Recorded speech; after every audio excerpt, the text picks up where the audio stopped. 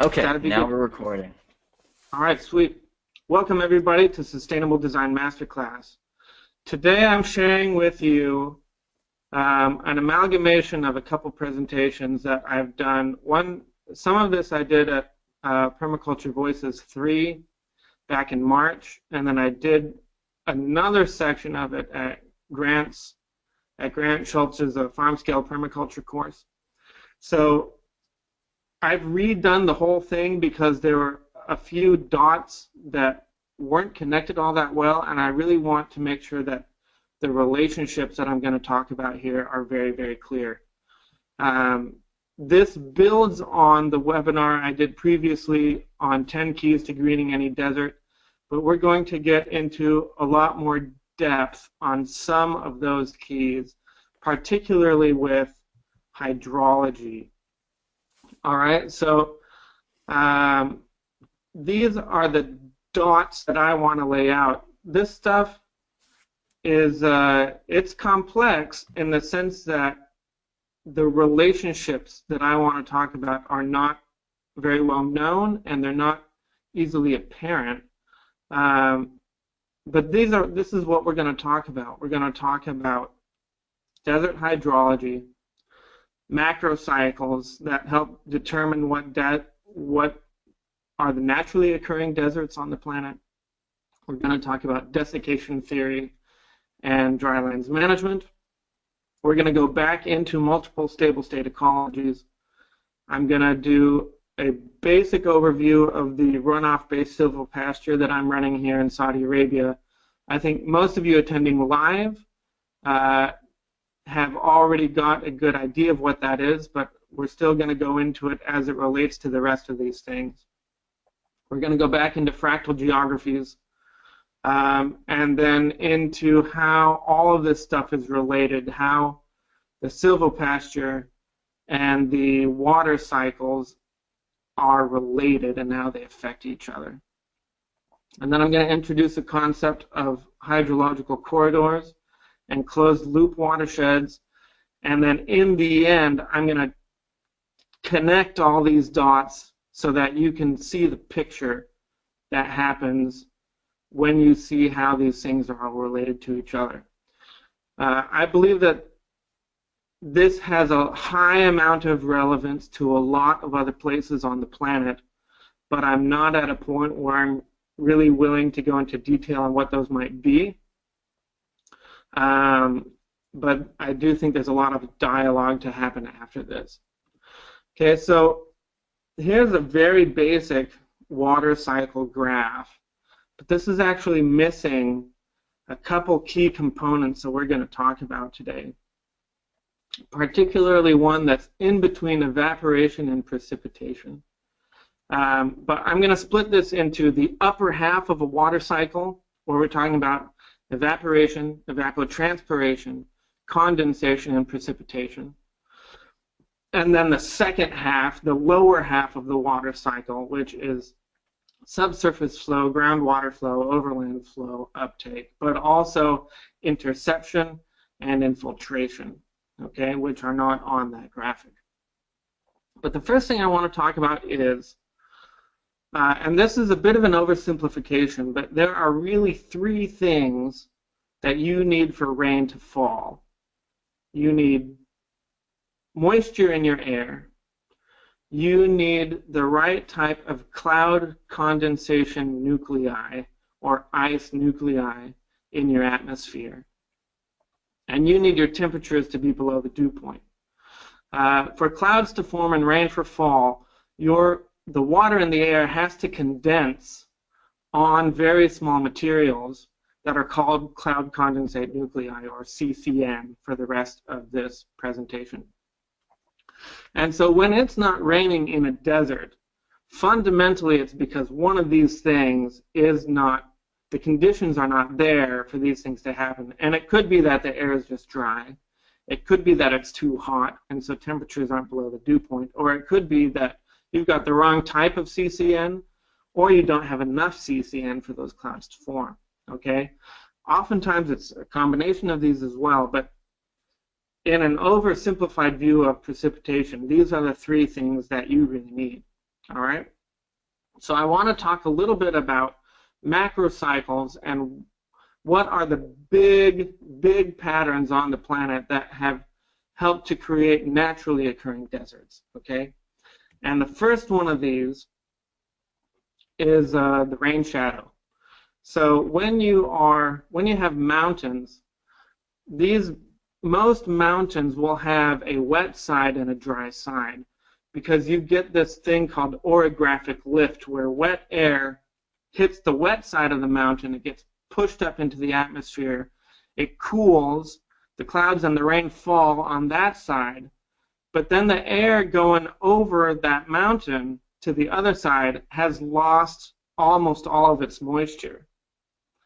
And then you're in a rain shadow, right? Since there's no water in that air, it's not going to rain on the rain shadow side of that mountain. And this is a major macro pattern that contributes to the natural occurrence of deserts.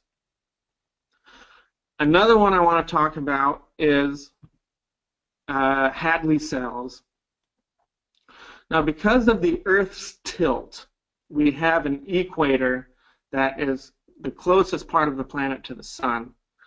And what that change in distance does is it creates these cells where at the equator you have a lot of evaporation, and that air is heating up and rising into the atmosphere and dropping a lot of rain, because it goes up, it drops all that rain, and then it spreads out. It's almost a toroidal kind of pattern.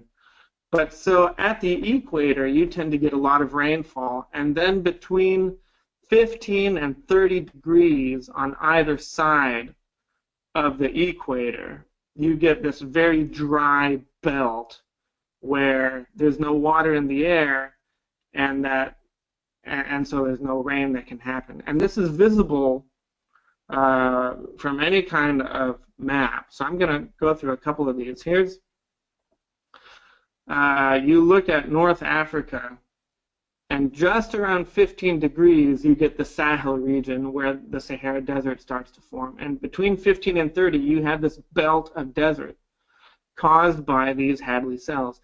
And if you can see that little part in Namibia, it's not quite at 15, that's lower than 20, but it's right around the tropics where the Namib Desert starts as well. And that is, part of that is a function of those Hadley cells. It's the same thing in Australia, where right around 15 degrees and in between 15 and 30 you get this Hadley cell effect that contributes to that great Australian desert being formed. In the Americas, it's a similar kind of thing. It's not exactly the same, but you see that the equator is that yellow line in the middle. The latitude above that is 10. The latitude above that is 20. And so in the Americas, it's between 20 and 30 or so that this Hadley cell effect kicks in. And that's the same on the southern side, on the Tropic of Capricorn. Okay, so those are Hadley cells. These are not things that we can affect. This is a function of the tilt of the Earth, right? So there's nothing we can do about it, but it affects the formation of natural deserts. Another macro pattern is called the intertropical convergence zone. This is a screenshot I took earlier today, but it is real-time global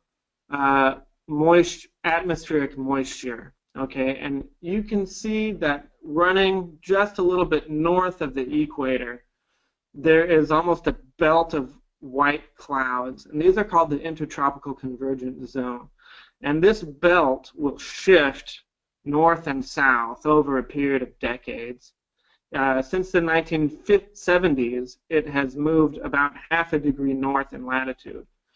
And what this does is it increases precipitation. It moves it a little bit to the north. But this is also a major contributor to the drought. That was one of the factors in the Syrian civil war that's been happening, because as this has shifted north, it's caused hotter temperatures in the northern parts of the Arabian Peninsula, in the Sham region of the Arab world. Okay, so again, this is not something that we affect, but it is something that definitely affects us. Another major macro pattern in helping to shape naturally occurring deserts are cold coastal currents that run up along the west side of a lot of our continents. So in California, along the Atacama Desert in Peru, in Western Australia, and along the Namib Desert, you have these very cold ocean currents that are sweeping up, and the warm water gets pushed away from the coast, and these cold waters come up, and it creates these really fertile ocean ecologies. But the air, as it comes in contact with these cool currents, the air cools, and so instead of having clouds and rainfall, you get fog.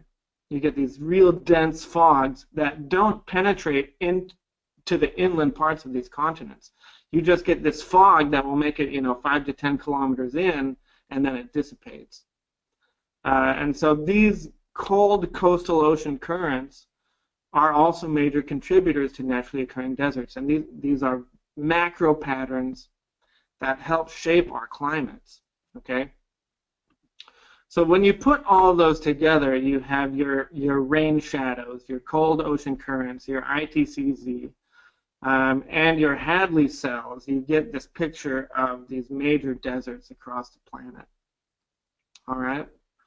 And there are variations in these that I don't want to go into detail on, but when we're working in drylands, we have to be, or in true deserts, we have to be aware of these things because they're kind of the boundaries on what we can achieve unless we get really, really clever, okay? So those are the macro cycles.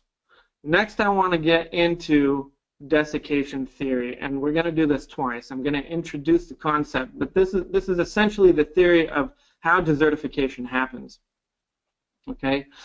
As plant cover decreases or vegetation decreases, you get effects to your lower and your upper hydrology.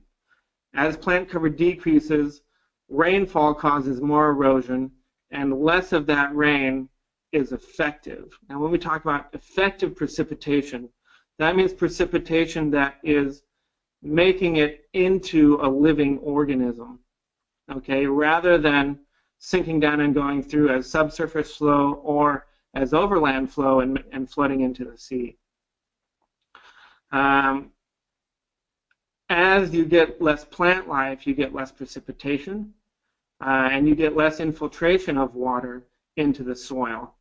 And so as that erosion increases, as that vegetation decreases, it starts this chain reaction that is a positive feedback loop, which means that you're kind of in this downward spiral of all these things collapsing in on themselves and leading to a climate that is less capable of supporting life, okay? In effect, your water cycle, as this process happens, your water cycle loses frequency and it loses magnitude.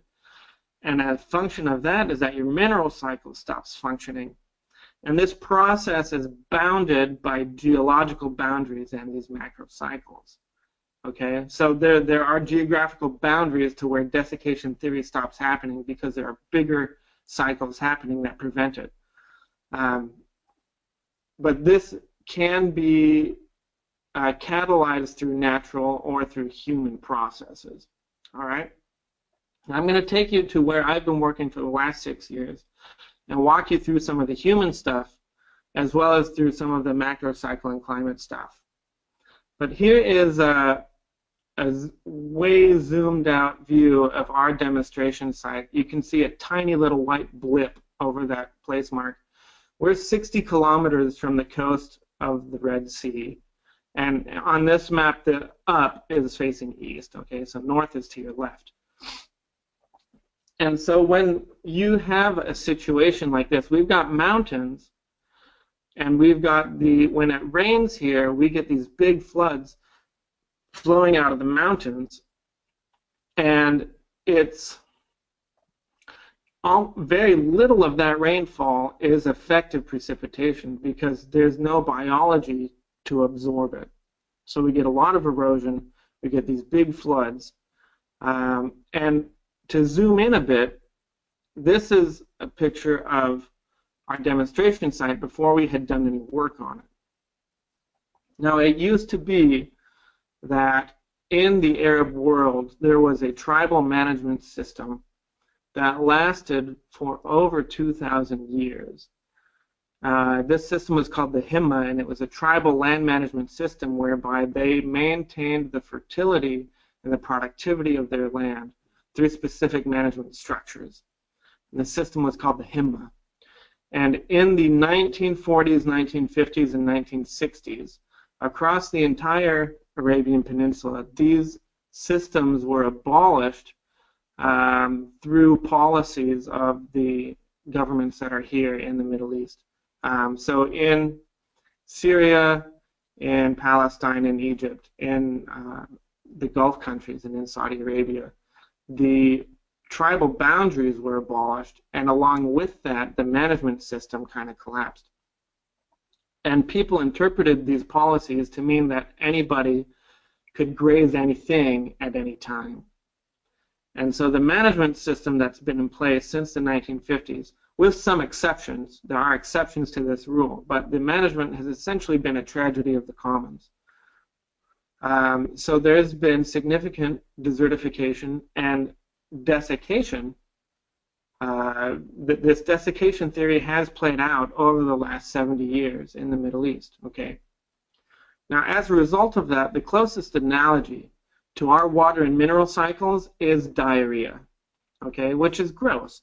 But essentially, whenever anything enters the system is unable to absorb any kind of nutrients. When it rains here, that rain rushes through in an 8 to 12 hour period, and then it's not in the system anymore. It makes it to the sea. Okay? There's no nutrient absorption going on. There's no functioning of the mineral cycle, and the water cycle is really erratic. Okay? It's like the whole coast has diarrhea. That the organism of the ecology is not functioning except through that way. And the macro cycles that are affecting us is we're in the middle of a desert caused by a Hagley cell. We're at 23 degrees latitude, right in the middle of that area where you get very dry air coming over, okay? But we're also on the wet side of some mountains, so we do get a little bit of orographic lift, which is the main driver of rainfall where we are, okay? Now, my approach to this landscape has always been, what can this land become if we cooperate with it? And the follow-up question that I've come to ask is it actually possible for us to flip this desert ecology into a higher energy, more productive, more fertile ecology akin to a savanna or a forest or a grassland or what have you, something that isn't a desert anymore? Can we flip this steady state? And the theory of steady state ecologies is that depending on these different cycles, your mineral cycle, your carbon cycle, your water cycle, that different ecologies can exist on the same site or in the same region, depending on how these things are cycling. All right? So that takes a significant amount of disturbance, right? The ecology needs to go through this disturbance to be able to move to a different kind of steady state. And at this point, I firmly believe that this is possible. And I'm going to walk you through now why I think this is possible and how I think we can do it here where we are, okay? Now, parts of this is that it has to be economically sound, right? It has to be economically sound. So on our little demonstration site, our vision was to create a regenerative agriculture where we were functioning on the runoff coming out of the mountains, producing food, fuel, or fiber, in such a way that our soil carbon was increasing, our biomass and biodiversity were increasing, our water resources were increasing or stable, and that it was profitable. Okay? And we did that through passively harvesting runoff from our mountains, establishing a water budget, drip irrigating tree systems until they could be established, introducing grazing to complete that mineral cycle so that things could biologically biodegrade, and then harvesting off of that grazing and these tree crops for our economic benefit, for the financial side of it. And what we have found is we've been successful with respect to our ecology, and we predict we're going to be successful with regard to the economics, but you have this gap between when you plant your trees and when you harvest from them. Now, the reason we couldn't do grass systems is because we don't actually get enough rain to support grasslands here. There are trees that can survive 3 to 4 years without any precipitation, but there are no grasses that can do that. Okay, so that's part of the reason why we have focused almost solely on tree systems. When grasses come up, we are grazing them. We had 200 sheep on our site over the last 2 months that have just been grazing this organic matter in our swales and on our earthworks and up in the mountains, which is crucial. But the trees play a significant economic role for us and a significant ecological role, not only because they're what can survive in this climate, but also because of the ecological services that they provide. So again, this is what it looked like when we got started. We've got floods coming out of the mountains, 2 dry river valleys that flood onto our floodplain, and then it leaves our system. And then this is what it looked like after we had our earthworks in, and we were starting to passively harvest that water. And then this is what it is at this point. So you can see all these little green dots here are trees that we have planted, with exception of those that already existed way back at this point. In this picture, you can tell that the only trees living here, the only living plants actually, are those that are in the riparian zone, in the zone where that water flooded through. There aren't any trees where the floods don't run, right? Where the floods don't run, there's nothing. It was completely packed, rocky, gravelly sand. No biological activity whatsoever.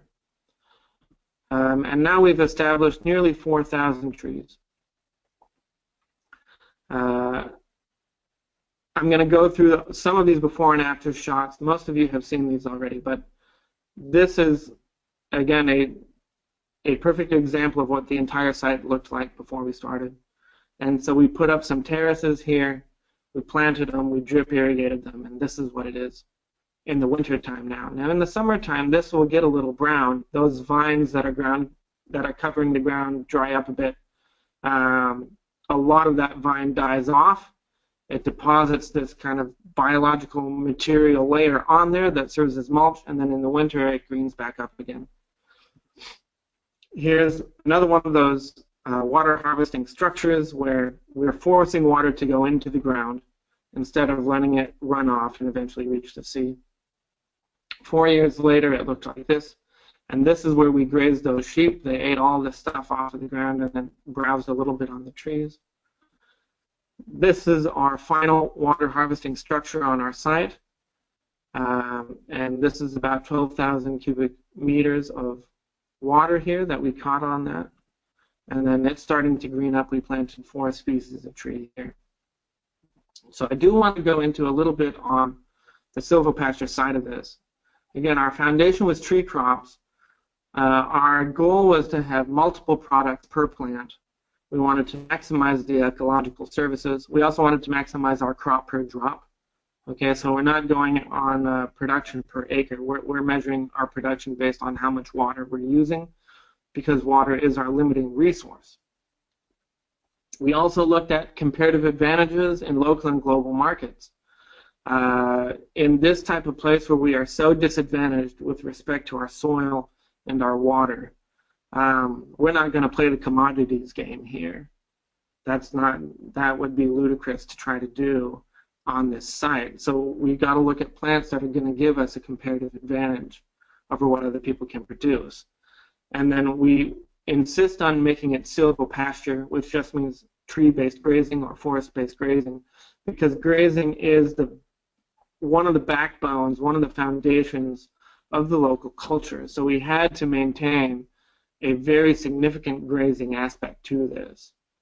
But the other side of that is the grazing is really crucial to the ecological function of the whole system. All right, so I'm going to walk you through the 5 most important crops for us. The first is Moringa peregrina, which is native to Yemen and the Sinai Peninsula. We estimate that per tree we'll get around $200 worth of revenue per year off of the Moringa peregrina. Here's one growing on our site that was 5 months old. We planted these trees with no amendments whatsoever. It was bare seeds in sand, and we drip irrigated them, and they're growing better than pretty much everything else we've planted here. So they're an amazing tree for our climate and our situation, but they also produce stuff. We've got mesquite. We have Prosopis juliflora and Prosopis velutina. We estimate between $120 and $150 of revenue per year per tree off of these. But additionally, they can be compost, and they're also nitrogen fixers, so there are additional products coming off of there. Here's some mesquite growing on our site. Pithecolobium dulce. This is called the Manila tamarind in English. It's native to the Baja Peninsula. Little less per tree per year in terms of revenue, but it is highly favored by the Bedouin. They love these trees. They love to eat this stuff. So there's definitely a local market for it already, and it produces very well. Then we've got the ziziphus, which in English is the jujube. These trees are one of the foundations of Chinese medicine, so there's always a global market for them. The honey produced from these trees is very valuable on local markets, selling for up to $100 per kilo. But additionally, there are medicinal and forage and fruit products coming off of this. Okay, so here's a decent-looking jujube that I ate off of. These fruits turn red. They're pretty little. And what we've got is Ziziphus spinocristi and Ziziphus ziziphus. Okay. Chromophora gileadensis. This is a wild-growing plant where we are. It grows up in the mountains. It's called Mecca myrrh, but this is the source for the biblical balm of Gilead. It used to produce the most expensive perfume on the planet, going back thousands of years. I mean, this was worn by Egyptian royalty and pharaohs and Roman emperors and Syrian, or rather Assyrian monarchs. Okay, so this is really historically kind of significant. Locally, a 20 milliliter bottle of this sells for $50, and it grows wild. There are propagation challenges with this, but once we can figure out how to propagate it well, since it does grow wild here, that is going to be a bit of a challenge, but it should be doable. This is something that can grow up in the mountains that we don't ever have to irrigate, and that will produce for us. Okay. Other products and species we're growing, we've got Albizia lebex, Hispania, Leucaena, Parkinsonia. All of these have ecological and economic functions, but these ones are more ecological than economic. Additionally, we're doing goat and camel husbandry. At scale, we could do a dairy with this. We can do meat. We could do leather. We have 30 beehives that are producing honey, and we can do other bee products at scale. And then there are some annuals that do well here where they just need to be flooded once and then they'll grow, mostly melons and squashes. But those are the foundational products that we are going to be selling that are going to fund this thing and make it worthwhile economically. And if you don't have that, the whole endeavor is kind of a moot point because there has to be an economic component to it. No one's going to fund this type of work on scale unless there's a payback financially. Okay, but that's our silvopasture system going into our main crops. and what we intend to be producing and what we're projecting in terms of production. Okay. In terms of water use on our site, since 2010, even though in the last 6 years, 4 of them did not have rain. Okay, it's only rained 2 years. Well, it rained once. Let's say 3 years with no rain, and it hasn't rained yet this year. Okay, it might rain in December or something. But 3.5 of the 6 years I've been here, we have not had any precipitation. Despite that fact, we have caught 52,000 cubic meters of water in our earthworks, and we have only used 18 in our irrigation system. So we have caught 3 times as much water as we've used up. And this is crucial because it means we're putting more water in the ground than we're taking out. And it also means that there's room for expansion. We could put in more trees if we wanted and be able to irrigate them and still not be depleting our groundwater resources. As I've said before, groundwater needs to be viewed as a storage. And that's how we're viewing it. And so we can measure our inputs and our outputs and make sure that we're never going to run out of groundwater as long as we control the watershed. Okay? And then we've identified key species for our nascent silvopasture system that we can scale up and produce at scale to have jobs for people, to have local production. And so that's kind of the foundation of that side of it. Now I want to talk a little bit about fractal geographies. We mentioned this once before, but this fractal, it's going to look a little fuzzy to you. This is a picture of every watershed on the planet. Or it's either this or a variation on this theme, okay? And our system is designed to fit into this fractal. So if you look at our system here, we've got our mountains, we've got our floodplain, we've got a border where water leaves our system if it floods. But we've also got that same dendritic pattern up in the mountains. And we have mimicked that dendritic pattern to a certain degree in our floodplain in order to redistribute that water across the floodplain and to get it into the ground. But the mountains floodplain leaves our system is the same fractal, it's the same geography that exists up and down the west coast of Saudi Arabia. So this is a picture of a watershed that's about an 1.5-hour drive south of where I work. And it's the same thing. You've got your mountains, you've got your floodplain, and then you've got the sea, which is where your water leaves your system. And you've got that same dendritic pattern running all through the mountains, and then you have these deltas that show up. Here's another picture. This is further out, but this is about 7 different watersheds where you see the mountains, you see the floodplain, and then you've got these temporary deltas, let's say, where the floods kind of spread out and they run into the sea. And you can see that where these floods are occurring, the coastline is starting to move out in kind of these crescent shapes. That's erosion washing out of these mountains and starting to extend the coastline and extend that floodplain. Okay? And you can also tell that this coastline used to be more stable because these erosive deltas are still very clearly delineated by watershed. Okay, and this is that watershed on your left. That's a 40-50 kilometer delta of a flood. Okay, so it's massive amounts of water, massive amounts of water running out of these mountains.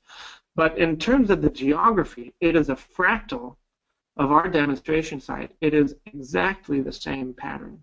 Okay, and that's crucial.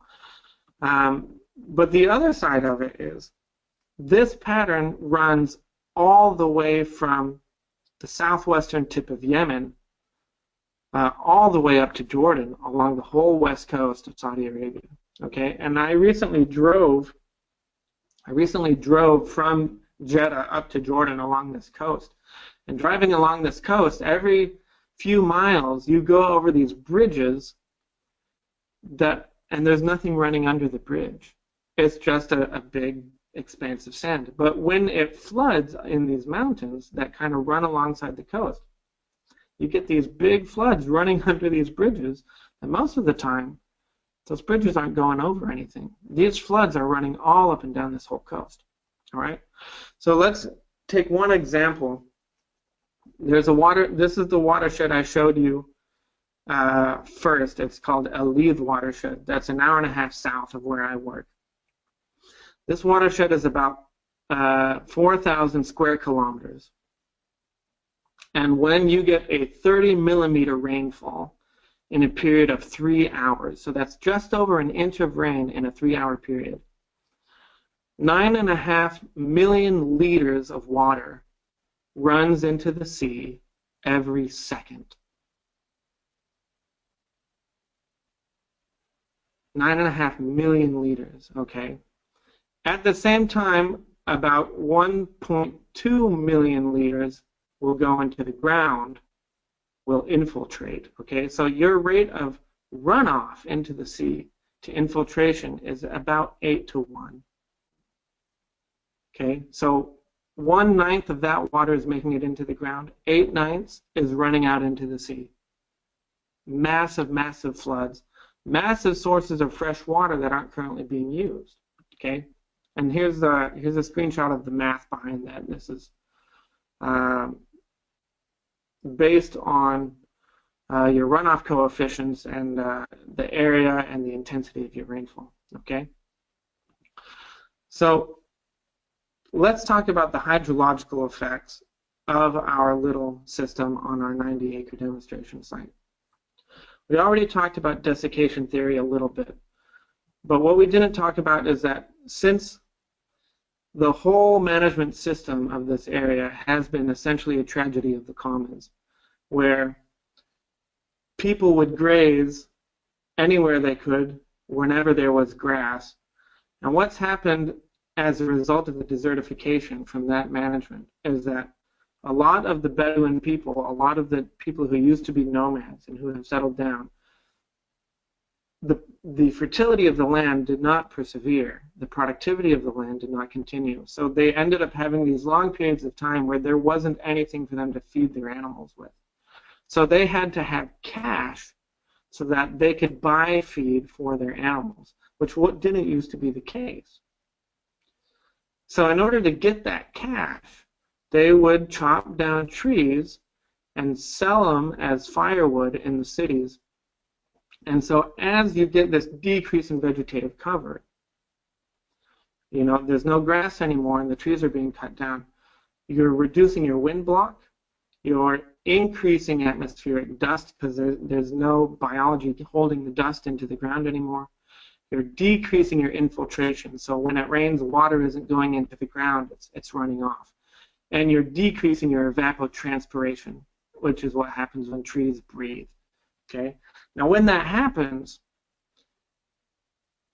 when you have more dust in the atmosphere in a desert, that dust is a rainfall inhibitor because the dust sitting in the atmosphere reflects sunlight at the level where clouds would otherwise form. So it heats up that part of the atmosphere when you get a lot of dust over a desert. And when you heat up that part of the atmosphere, you're not going to reach the dew point anymore. So dust is in the desert is a rainfall inhibitor, and you get more dust when you get less, when your vegetation is going away, okay? Now the other side of that is that since less water is going into the soil, that soil can't support as much life. So you get fewer plants, you get less plant life. Less plant life means less rainfall, less water going into the soil. And so it's this really nasty feedback loop where a productive landscape is turning into an unproductive landscape through this process of desiccation. Okay? So let's talk about how we can reverse this. How can we reverse this? Well, how do trees affect hydrology? First off, when trees respirate, as a part of their respiration, most people know that they give off oxygen, right? We know that forests are the lungs of the planet. But aside from giving off oxygen, they also release volatile organic compounds in the form of aerosols, and they release particulates. And these things, these tiny little pieces of matter that come off of the trees, the aerosols, the VOCs, and the particulates off of the tree, are a form of cloud condensation nuclei, okay? And they are crucial for precipitation away from large bodies of water. In most rainforests, it's not the oceans that are the source of water vapor and the CCN. It is the trees themselves in a rainforest that are major drivers of precipitation because of the water vapor they give off, but also because of the CCN, all right? Now, in terms of temperature and dew point, in a desert, trees will lower your albedo. Now, albedo is how much of the sun's energy is being reflected back into the atmosphere. And white sands or yellow sands have a very high albedo, so they reflect a lot of that heat back up into the atmosphere, and they will increase your temperatures. But when you get trees, you're not just shading your ground, but you are lowering that albedo, the amount of the sun's energy that reflects back into the atmosphere, okay? So, and then on top of that, when you get enough trees, you are reducing the amount of dust, making it into the atmosphere. And all of those things modulate the temperature. They lower your temperatures. Lower albedo means lower atmospheric temperatures. Shaded ground means lower temperatures in your soil. And atmospheric dust reduction means lower temperatures in your atmosphere over a desert, okay? Which means that since you've got lower temperatures now, you're going to reach the dew point more frequently. Now, in terms of the lower half of the hydrology, trees don't cause infiltration of water into the ground as much as grasses do, but they do intercept rainfall so that it doesn't hit the ground quite as hard. They naturally mulch the ground, which increases your soil organic matter, and that increases your water retention, right? The more carbon you've got in your soil, the more organic matter you've got in your soil, the more water your soil can absorb and retain. But on top of that, with the shade and that increased water infiltration, you get more soil life happening. And that, in turn, will increase the amount of water your soil is able to hold, okay? So trees en masse, once you reach a certain critical mass of tree cover, you get these big hydrological effects that can start to kick in that are the exact opposite of desiccation theory, okay? Rather than getting, you know, lower plant cover, lower soil organic matter, more erosion, less water in the soil, less precipitation, through this tree-based silvopasture system, we can start to reverse that whole thing. All right? So there's another dot that we need to put out here, and this is, where are those hydrological effects going to be felt? Right? It's understandable that the lower half of that water cycle is going to be felt locally because the tree roots and all that vegetative cover is local. But all that stuff going up into the atmosphere, that's going to get caught by your jet streams and your wind streams, and you're gonna have to know where that's going to go. And so I want to introduce the concept of a closed loop versus an open loop watershed. Here's an example of an open loop watershed. This is the Nile watershed, and most of the rainfall that supplies the Nile River comes from the Indian Ocean and the forests of the DRC, the Democratic Republic of the Congo. Right? They supply most of the rain that hits the Ugandan source of the Nile and the Sudanese and Kenyan sources of the Nile. So if you were, let's say you were to reforest part of the Nile watershed, where would the hydrological effects of that forestation be felt? Well, they wouldn't be felt in the source of that water, right? It would be felt over in Libya or in a part of the watershed where you're not going to get that kind of rainfall, okay? So in an open loop watershed, what you're going to get is something called a hydrologic corridor, where all these hydrologic effects are being felt downwind somewhere else, not within the same watershed, all right? That's an open loop watershed. Now, a closed loop watershed is one where those effects are going to be felt locally. So let's go back to my watershed in Aliv, which is just south of where I work. We have these mountains that are just east of the Red Sea, and the Red Sea is our source of all that evaporation right now. All the water that we feel as precipitation is coming from the Red Sea. So that evaporation happens, and then it hits the mountains, and you get an orographic effect. And then the rain falls on those mountains, and it runs right back into the Red Sea. So the source of the precipitation of that moisture and the sump, or where all that moisture ends up after the rainfall, is the same place.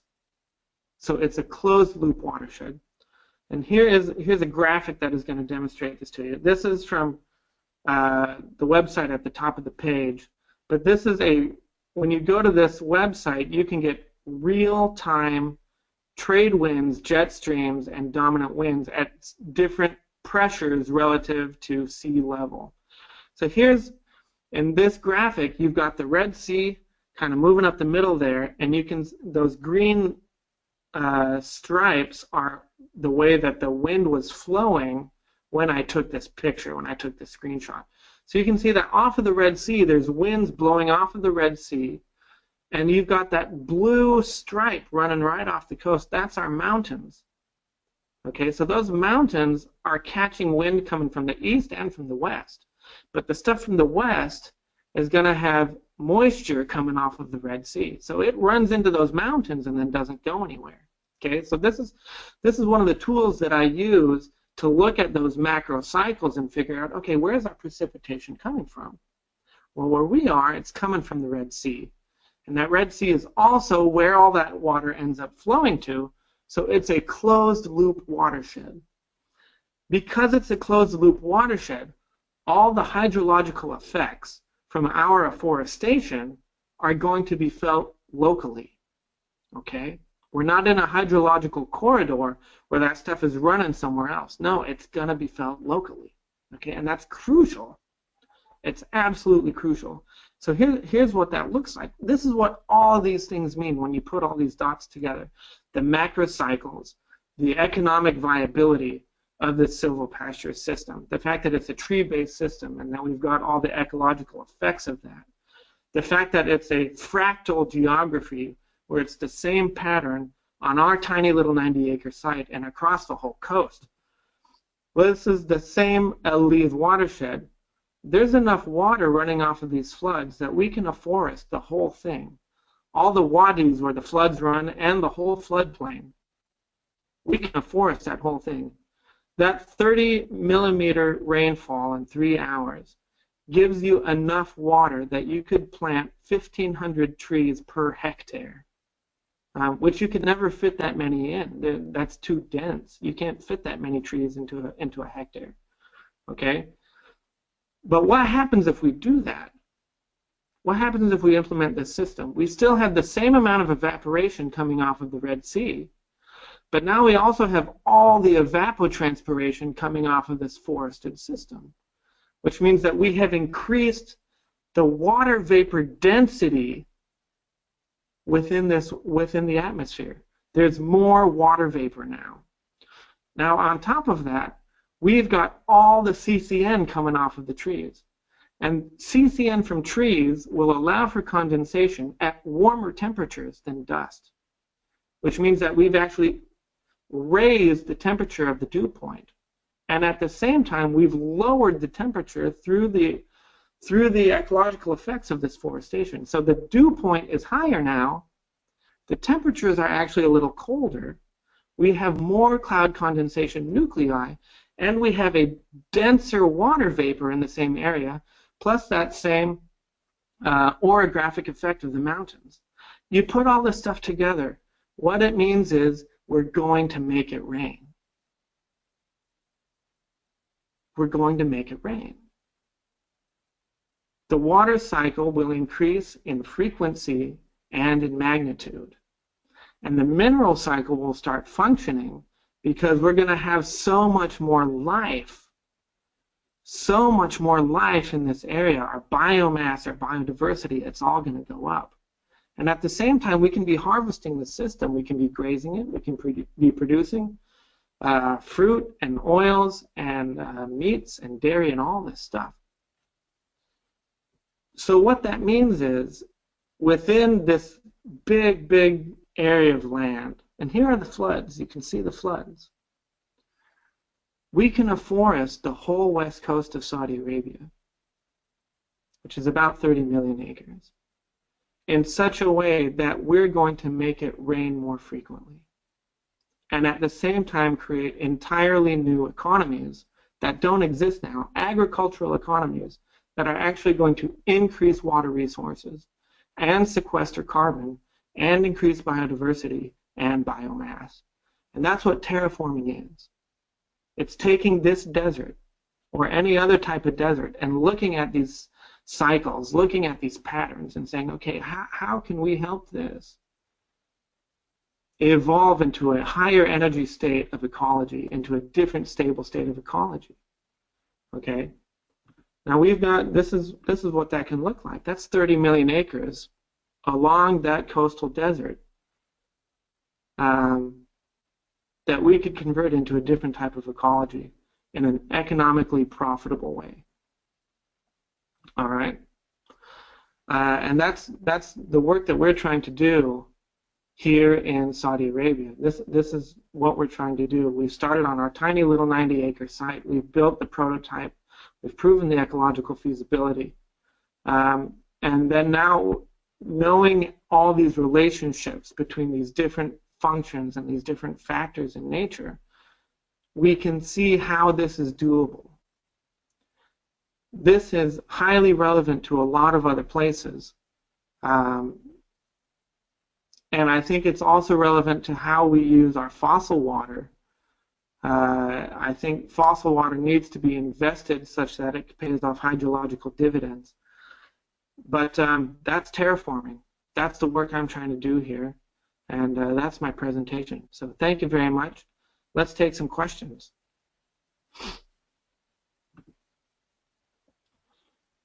Oh, man. Damn, I love that presentation. Always amazing. So, yeah, question time. So, yeah, if everyone can type in their questions for Neal, I'll get to them. Like, we're just going to go one by one. If you had questions earlier, type them back in again, and we'll get started. So, first question is from Sherry. If you can make it rain by adding... I can see him, Molly. Okay, you got it. Yeah, I popped it out. Help me if I don't see any, or if I miss them, let me know. But I see, the first one I see is from Eric, is how do you spell Himma? It's H-I-M-M-A. I've got a PDF that we'll put up on our website, Eric. The question is, how do you spell Himma, which is the traditional land management system that they had. We'll put up once this webinar is up on our website, we'll link to that PDF, which is a 20-page explanation of what that system was. Question from Sherry: if you can make it rain more by adding more trees, you can get. I don't know what the question is there, Sherry. I'm not seeing a question there. The question was, so why are you holding back on planting more trees? The question on why we're holding back on planting more trees is land access for us. Right now, all we've got is that 90-acre site. We're beginning work on a 5,000-acre site. But on that 90-acre site, I don't know what scale of land you actually need to reforest before these ecological effects start to kick in. I don't know how big it has to be. I know that the 30 million acres is big enough, right? But do you need 1,000 acres? Do you need 5,000 acres? Do you need 20,000 acres before all of this kicks in enough that you start to feel it? So I'm not sure where that level is. Christina says, what kind of vines were used on the terraces? Those were Ipomea. Those are Ipomea vines. They're a local version of morning glory. Mohammed asked, can this model be applied in the southern Sinai? I don't know, Mohammed. It bears looking at. It definitely bears looking at. But you've got to look at what kind of watershed you're in, what's the source of your precipitation, and what kind of macro cycles are affecting you where you are. I haven't put enough study into figuring out everywhere where this is applicable. That's something you could look at, though. Definitely worth looking at. H.T. Hilton asked, are there plans to expand to adjacent watersheds? Yes, there are. Our goal is to be the catalyst for the reforestation of the whole west coast of the Arabian Peninsula. I don't necessarily want to be involved in all of that, but I do think economically it makes sense. Ecologically, it absolutely makes sense. It's just a question of proving the system and getting the right people to commit the right kind of resources and energy to it. Okay. And Andrew wants to pitch in money.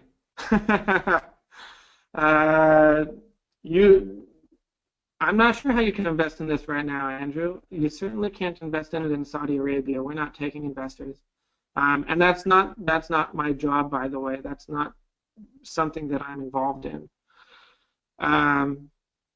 But certainly it could be done elsewhere. I think the Sierra Nevadas is a place where this is very relevant.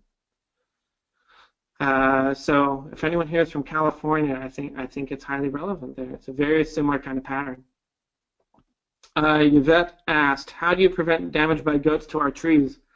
We did not allow any grazers on our site for the first 5 years, Yvette. And there are other ways around that. You can put fences around your trees to protect them. But we fenced off our whole site, and the first time we had sheep come in was 2 months ago. And we had in fat-tailed sheep that graze, they don't browse. So they left our trees alone. Right? Goats, I have not let any goats in at this point. We probably will once our trees are more established, but we're not yet. Leslie says, I know in North Yemen plus East Africa and the Horn and now California. Oh, you'd love to know more. Okay, well, Leslie, all of this is kind of a microcosm of the book I'm writing, which I'm hoping to have out in March. But there's a lot of research that needs to be done still and a lot of questions to be asked, depending on, for Spain, I'm not familiar with Spain's geography very well.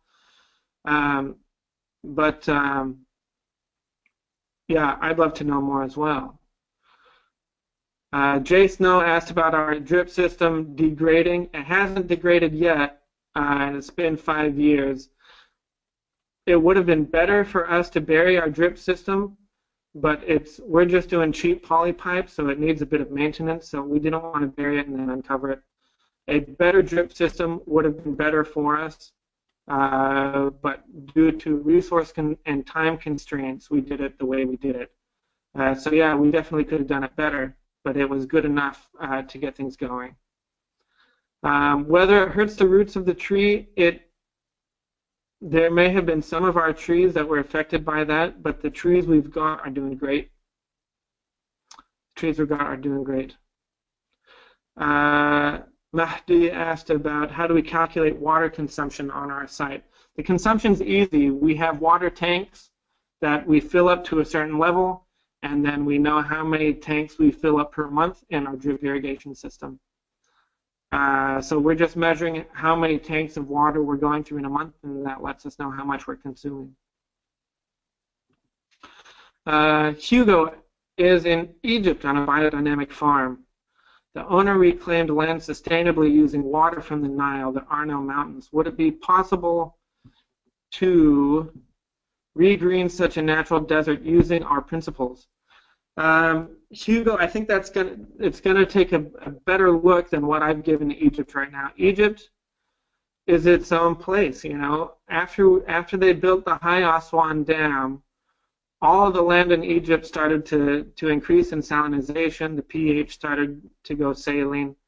That flooding, that annual flooding that Egypt had, sustained one of the greatest civilizations for thousands of years. And then when we built that dam and messed around with that pattern, what you have to look at is when it rains in Egypt, why is it raining there?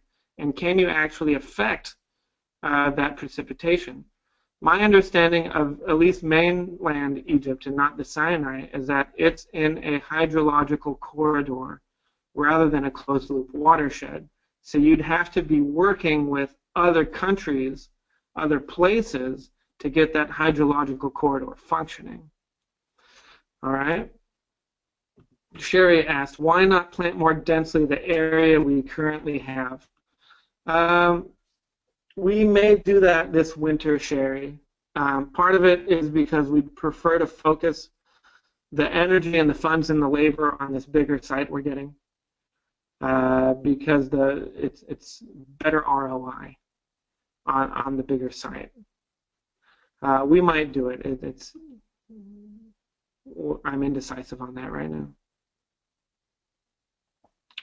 Marcus Scheffel, missed the first part. Do I have a permaculture approach additionally? You're going to have to clarify that question a bit, Marcus, a bit below, because I'm not really sure what you're asking there. Eric Boudreau, are people figuring out how to put rain where you want it in an open loop system? Eric, there are some folks who do cloud seeding, which is with silver iodide. But it's my understanding of that is it's kind of hit and miss. Like, you can't really control where that rain is going to fall. You just have to cooperate with nature as it is functioning. But there is a group called Acacia Water. They're a group of Dutch engineers that are mapping out hydrological corridors and open loop watersheds. They'd be the folks to ask on that. They're called Acacia Water. And one of the guys involved with them is named Seeger Berger. He's a friend of mine. So maybe we can link to him when this goes up on our website. Kevin asked, are we monitoring changes to subsurface moisture levels on the 90-acre test site? We are not currently measuring that. We are going solely based on the differences in vegetation that we're seeing, as well as the increase in soil life. I have looked at some of our microbiota through a microscope, but also we're getting mushrooms showing up every time it rains now. In 2011, when we got our first rain, we saw one type of mushroom, and now we're seeing 6 types of mushroom pop up when it's raining. So we do have a lot more soil life coming to bear, a lot more of that mycelium network coming to bear. And all of that, to me, is evidence that the water is doing what we need it to do. I mean, as long as we're getting the result we want, we can kind of rely on those intermediate steps being taken care of. I would like to measure that more closely on this next site. It's a question of setting that up and getting the resources and getting the right people, all that kind of thing. Cristiano asked, could it work for the Ethiopian Eritrean side of the Red Sea? Potentially. I don't know the answer to that, though. Because again, I've been focused on the Arabian Peninsula for the last 6 years, and some of this stuff is very recent to me. The concept of a closed-loop watershed, to me, is only 2 months old, and I had never come across that concept in literature or in anything I had ever studied. And so, no, I haven't looked at other places on the planet very closely with regards to this system. I'm really excited about this system, but all the other places that may or may not work, it takes some really detailed looking at with all of these different factors. All right. Manuel asks, are we able to harvest water from the low clouds or winds that pass through our site? We don't have low clouds that pass through our site, and so we just don't have them. I've never had fog on my site in 6 years, ever once. Certainly there are areas like the Atacama, the Namib Desert, areas of Western Australia, and as well as San Francisco, actually, where fog is your dominant kind of precipitation. And there are ways to harvest that, but we're not doing that because we don't get it, Manuel. Sean asked, what cycle are we harvesting and or coppicing the trees for wood fuel? Sean, where we are, I think we're going to be on a 20-year cycle on coppicing. It might be longer, at least for where we are now. It's looking like a 20-year cycle, okay?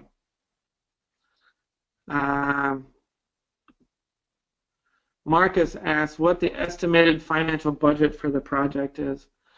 For us to reforest the entire west coast of the Arabian Peninsula would probably cost in the billions of dollars. But you would have 30 million acres of land that is not productive currently that would become productive. I haven't even looked at that yet because we'll cross that bridge when we get to it. For the 5,000 acre site, we are going back and forth on what we're trying to raise because there's like a base level and a high level, and I don't want to go into that right now. Mahdi says he can make use of investment in Algeria. Yeah, there's a big desert in Algeria, Mahdi. To the extent that you could harvest stuff coming off of the Mediterranean. In my understanding of Algeria is you're still in the rain shadow of the Atlas Mountains, and so most of what you're getting is going to be coming off of the Mediterranean. On the other hand, that did used to be a very green place, right? Way back with, if I'm getting my geography right, Carthaginians were growing a lot in Algeria back in the day. H.D. Hilton says, is there a projection for when irrigation will not be necessary? Actually, we have currently taken the irrigation off of our trees, HD, and we will see how they do. This is kind of going to depend on what your ratio is of land dedicated to runoff to land dedicated to production, as well as the frequency of the water cycle, right? Again, we of my 6 years here, 3.5 of those had no rain. We had no rain between January 2011 and January 2014, and now the last time it rained was December of 2015. So we're coming up on another full year with no rain. So it's going to depend on things, but at some point, if you are increasing the frequency of your water cycle, then your trees are going to get their water more frequently, and you're going to be able to take off that irrigation. Okay, but on our demonstration site, we've taken the irrigation off, and we just did that this week. Okay, so stay tuned. But I expect that some of our trees are going to die, and some of them are going to live, and the ones that live are the ones that have the genetics we want. Muhammad Al-Laythi asks, did we use any biochar or hugelkultur techniques? No, we did not. We used none of those. The only thing we used was mulch and a little bit of compost when we planted some of our early trees. Robert says, at our northern property boundary, is there a long dark line? Yeah, that's exposed rock, Robert. We've got a mix of granite and basalts where we are. That dark line is a basaltic fracture. Sherry asks, what are the biggest, best changes we've seen on the site in the last 6 months? How much money is the site currently making, and how much will it make when it's mature? The last 6 months we haven't seen much because it's been hot and dry. Like ecologically, we're not seeing much. Although I did find termites on our site for the first time, which is a really big deal because termites are one of the only animals we've got that will break down woody material and turn it into soil. We have more ants. We have more birds. But ecologically, not that much change in the last 6 months, except for the appearance of a couple species that we didn't have before. Currently, the site is not making any money. We will do our first mesquite milling in February or March of next year. We are selling honey, but that's only paying for itself. It's not paying for anything else. The big financial products for us are going to be the moringa and the mesquite and the jujube stuff. And those are at least 2 or 3 years away.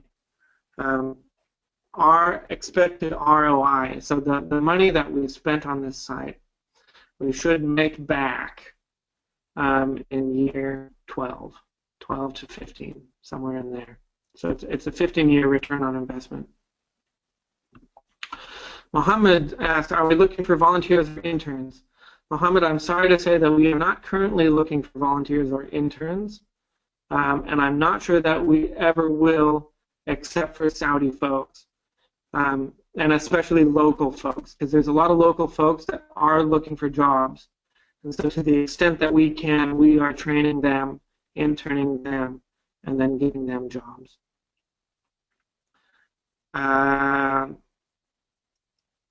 H.D. Hilton asked, what trees or shrubs have been tried and are now ruled out? So the things that we planted that we are not doing anymore.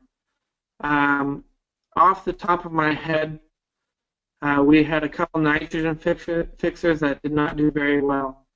Moringa oleifera has not done any well. We planted 20 of them. Only one has survived. I'd have to go back and look, actually, HD, to get into the details.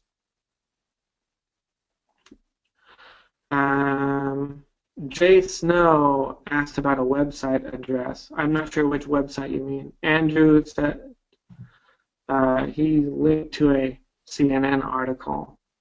Yeah, Jay Snow was talking about the Acacia website. Oh, it's they're called Acacia Water. Let me pull that up in just a minute. After we stop recording, I'll bring that up for you. Okay, Jay? Yeah.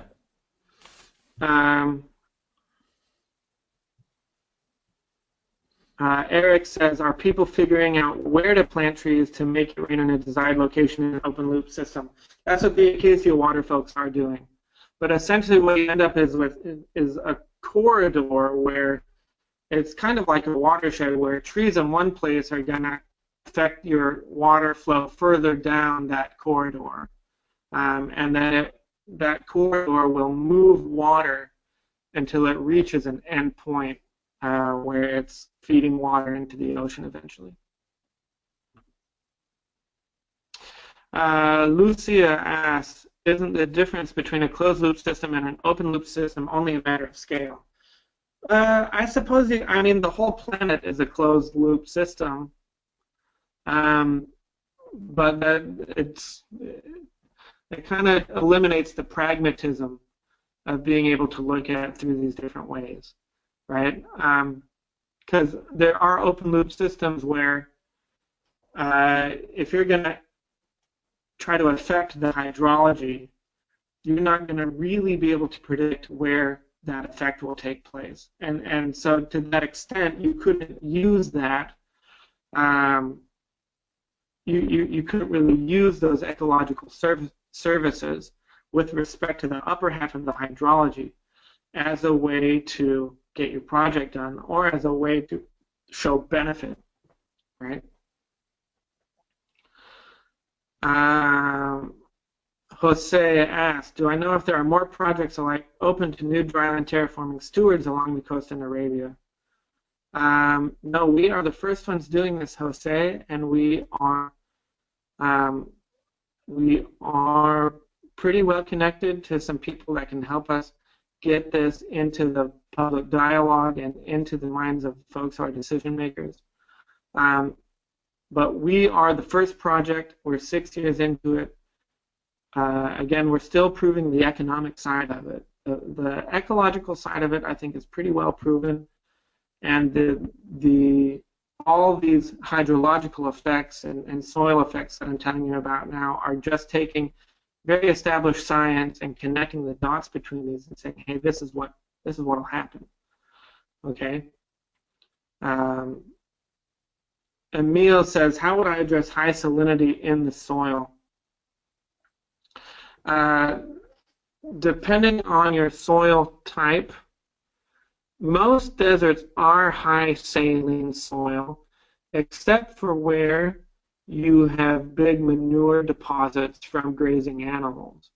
Where you get these manure deposits, you actually get these little islands of acidity rather than salinity.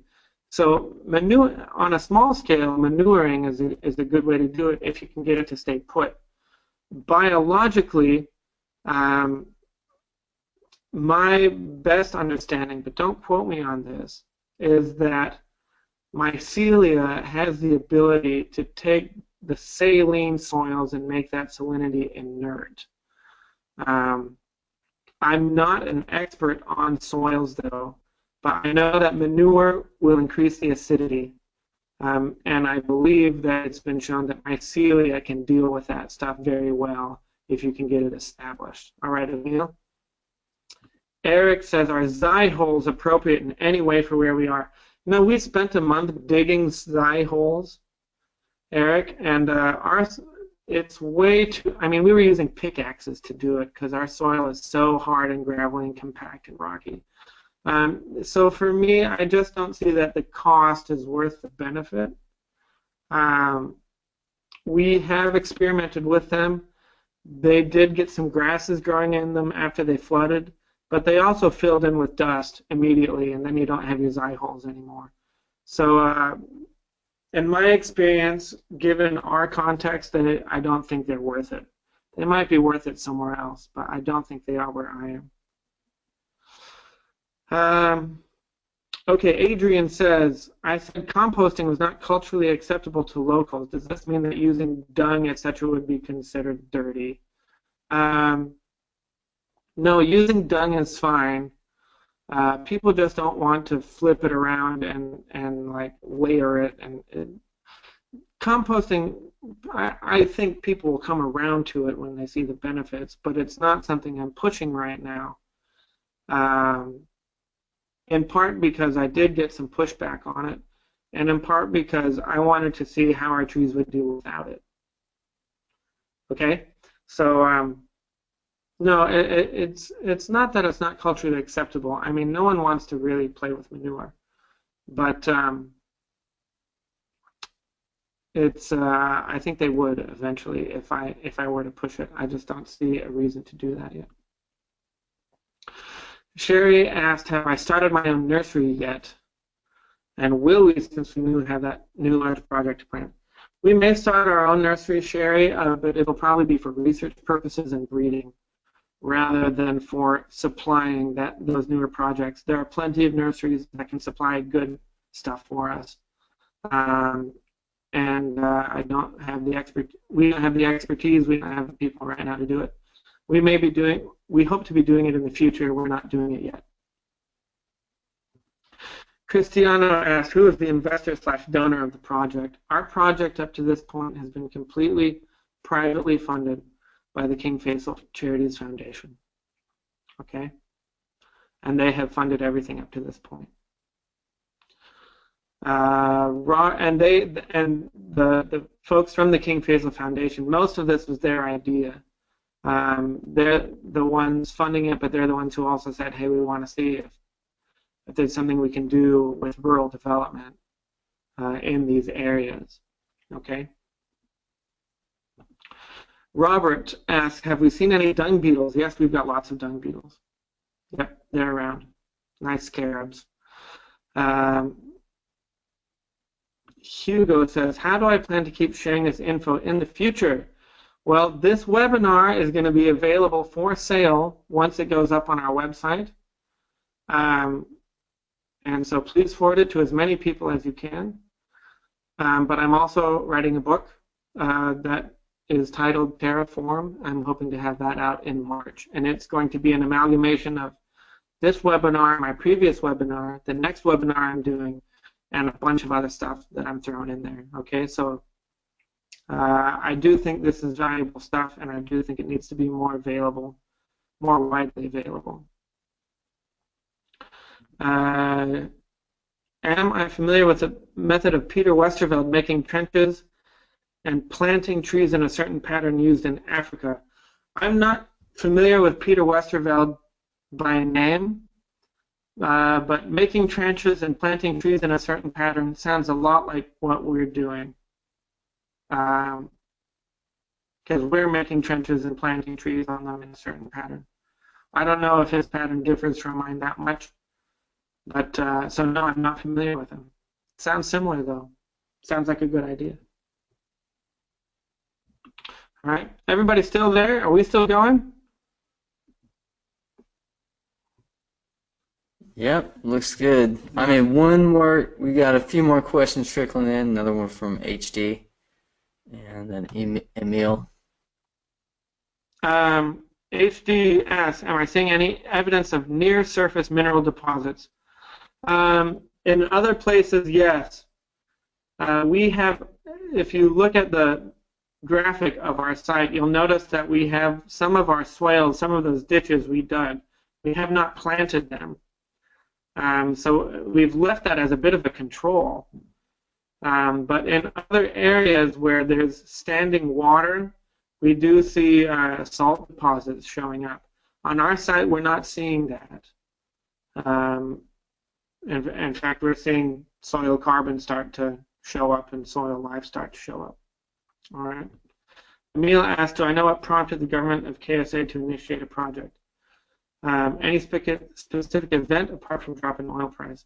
To this point, Emil, the government of Saudi Arabia has not initiated a project like this. This is a privately funded project.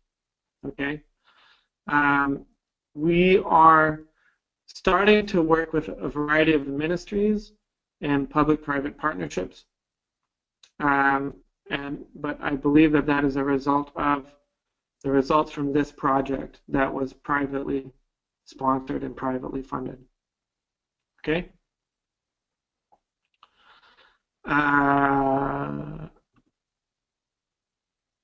Sherry asks, have we thrown down any tree seeds? I'm not sure what you mean by that, Sherry. You'll have to clarify. Leslie asks, oh no, where's the question here? Okay, Leslie says, what we are dealing with here, you are very similar, Leslie. Trees, etc., destroyed by fires has left semi-desert. Water is always a problem. You're living off-grid. But as you say, you get 400 millimeters per meter squared in 12 hours. Yeah, so you're getting big floods. And you say, our planting terracing is similar to the ancient Roman terracing in the traditional farms in your area. Cool, in Spain. So, yeah, you gotta manage that watershed. If you can't manage the watershed, you're just going to get washed out. You got to manage the watershed. HD says he'd be happy to support crowdfunding for your book. Thank you very much, HD. Maybe in February I will do that. I don't really have the time or energy to do it right now, and I'm still working on drafts and getting graphics done and stuff. But I appreciate that a great deal. Thank you very much. There's a film about Peter. I'll look into it. Thank you, all of you. Okay, here's Sherry's clarification. Do we only plant trees from stock, or have we grown them from seed? Most of our trees we did from stock, Sherry. All of our Moringa peregrina we grew from seed.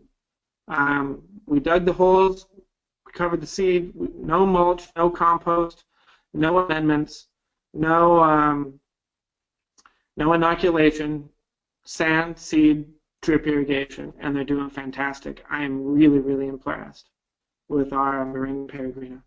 But the rest we did from stock. Cristiano, the next webinar we're doing is next Thursday, and it's going to be my take on culture and people care and how you deal with human and economic systems with these kinds of projects and these kinds of endeavors. Okay? People systems are the hardest systems. The natural systems are pretty easy because they're predictable and they follow patterns and they follow cycles. People systems are hard. People systems are where things like this fall apart. That's next Thursday. Anyhow, I think we should cut the recording now that we're at an hour and a half. We're going to turn off the recording. I will stick around for as long as you guys want to talk.